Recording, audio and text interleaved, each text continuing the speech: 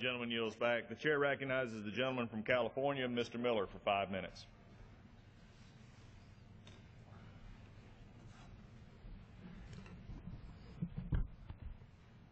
Mr. Speaker, I read with interest Majority Leader Cantor's speech last week on the majority's latest relaunch of the House GOP's attempt to identify with the middle class.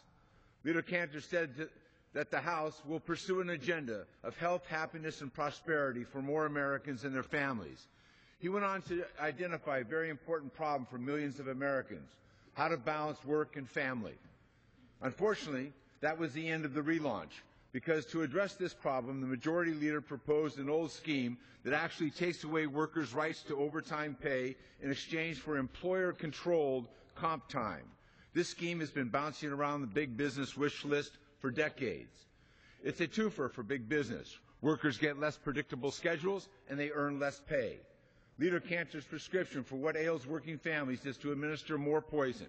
It's to give working parents less control over her life and less money in her pocket. This plan does not give workers flexibility. This plan is about giving corporations another way to pay workers less. That's how you help working families? I don't think so.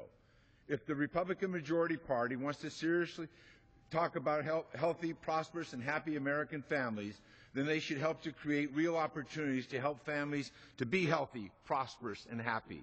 Here's one serious way to help working families: give workers real flexibility on the job and the ability to take advantage of paid time off.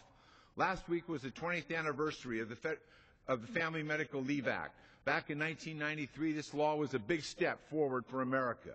It guarantees workers job-protected leave when they needed time off for a family, for health reasons, for a newborn child, to take care of a sick child or a spouse.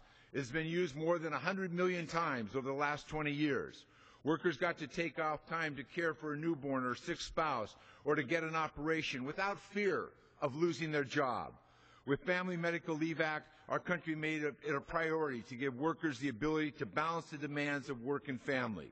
It made healthy development of babies, healthy families, and healthy workplaces a priority.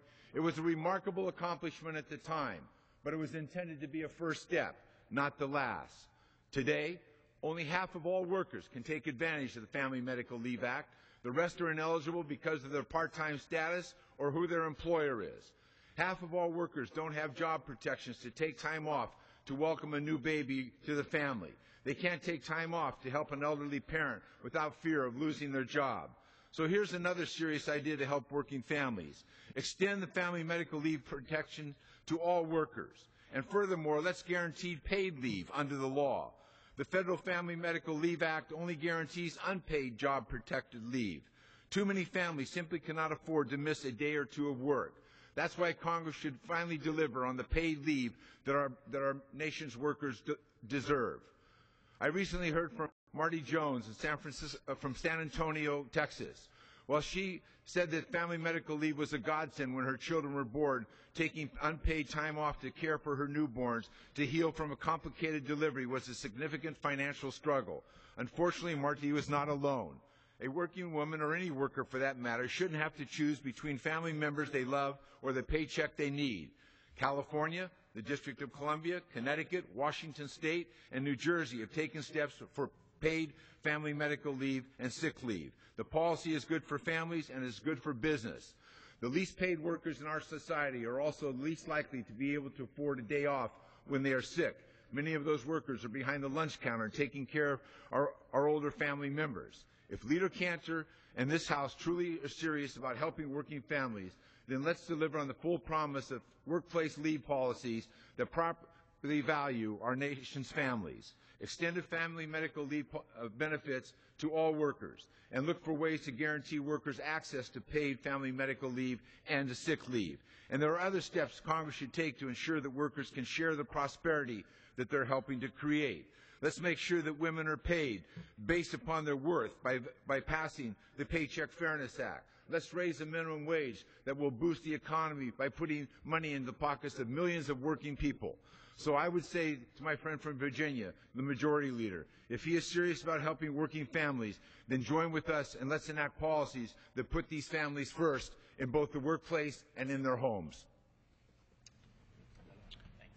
Gentleman yields back.